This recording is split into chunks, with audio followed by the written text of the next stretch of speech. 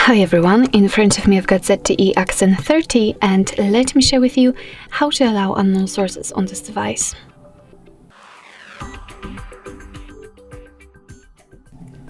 So first of all, let's enter the settings and now scroll down to the apps. Now let's tap on Special App Access and here tap on Install Unknown Apps. And as you can see right here, we've got the list of apps which are allowed or not allowed to install some content, just like in my case.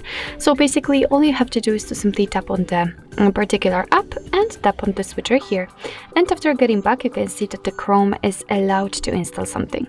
Of course, it will work the same with all other apps here. But be aware that you're doing it on your own responsibility. Some third-party apps aren't verified by the developer, so by allowing them to install some content, you may put your data and actually whole device at risk. So remember about that and be aware of that. So as I said, it will work the same with all other apps. You can turn it off just by tapping on the switcher again. And as you can see, from now on the Chrome is not allowed to install anything.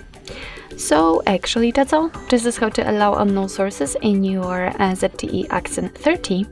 Thank you so much for watching. I hope that this video was helpful, and if it was, please hit the subscribe button and leave the thumbs up.